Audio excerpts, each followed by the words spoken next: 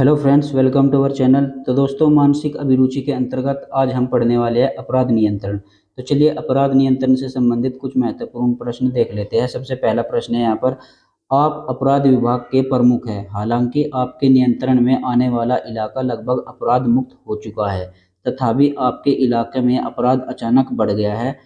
अपराध को नियंत्रित करने के लिए आप निम्न में से कौन सी कार्रवाई करेंगे?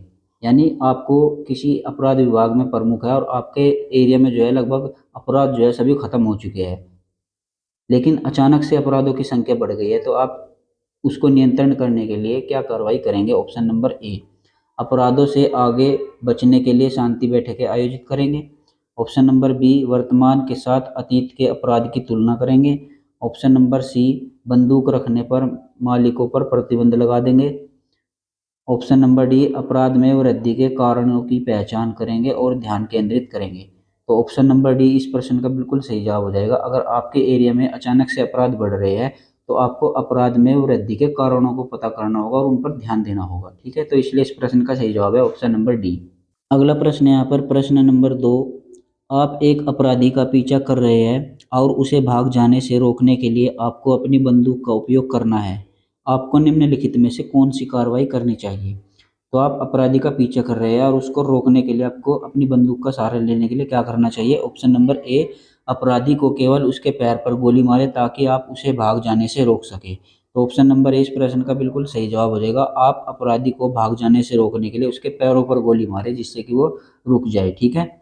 ऑप्शन नंबर बी देख लेते हैं। ऑप्शन नंबर बी, उसे शूट करने में संकोच करे क्योंकि वह भी एक इंसान है।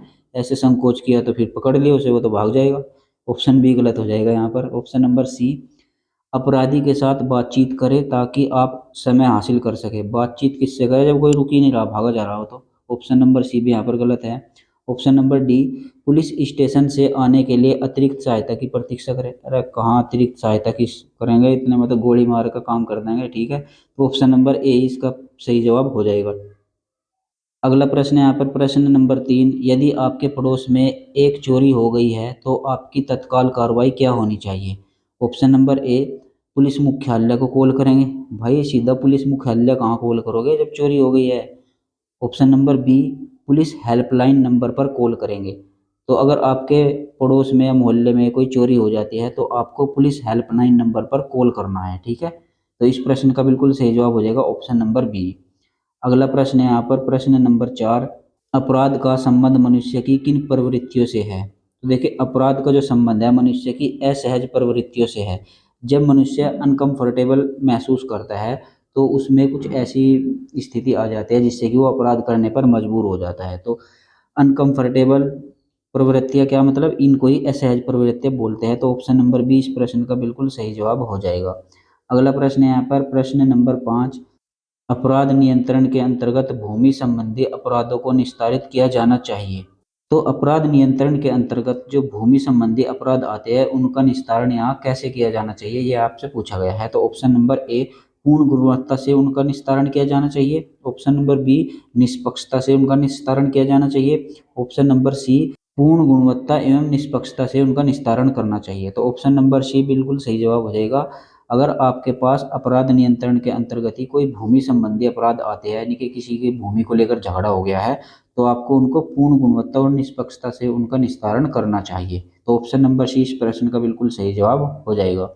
अगला प्रश्न है यहाँ पर, प्रश्न नंबर 6, अपराध नियंत्रण का सर्वोत्तम माध्यम है सामुदायिक पुलिस व्यवस्था। इस व्यवस्था का लक्ष्य क्या है? यानी यहाँ पर जो ये सामुदायिक पुलिस व्यवस्था दी गई है, इस व्यवस्था का यहाँ पर लक्ष्य पूछा गया है। चलिए इसके बारे में थोड़ी सी बात करते हैं। तो सामुदायिक पुलिस व्यवस्था क्या होती है?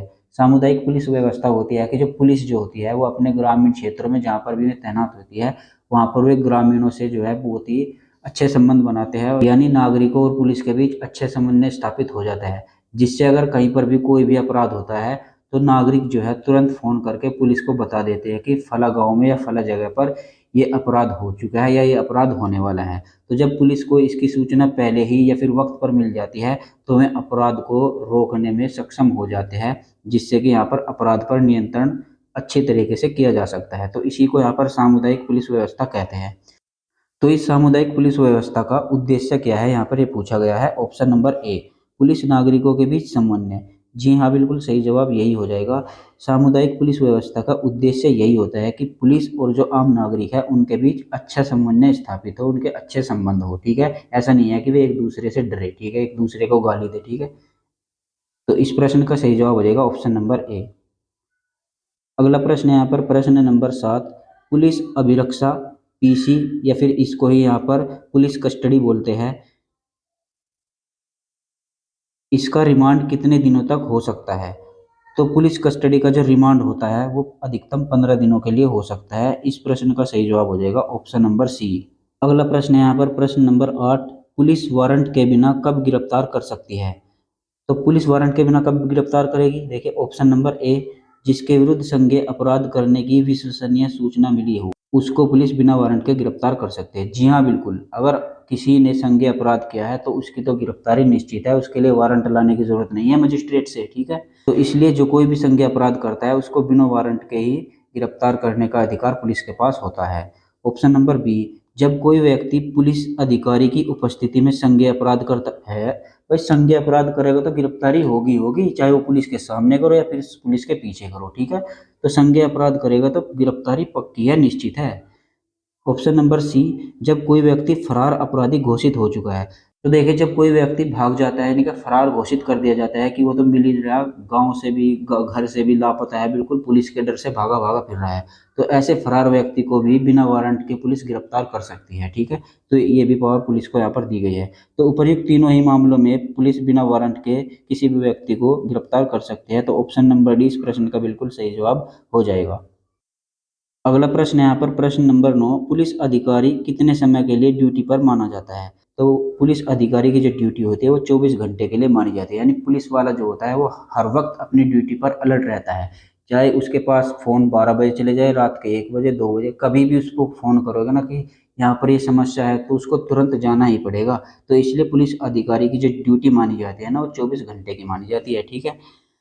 अगला प्रश्न है यहाँ पर प्रश्न नंबर 10, रिमांड किसके द्वारा स्वीकृत किया जाता है? यानी अगर आपको किसी व्यक्ति को रिमांड पर लेना है, रिमांड कितना होता है, बेसिकली 15 दिन का होता है ना पुलिस के द्वारा, पुलिस कस्टडी।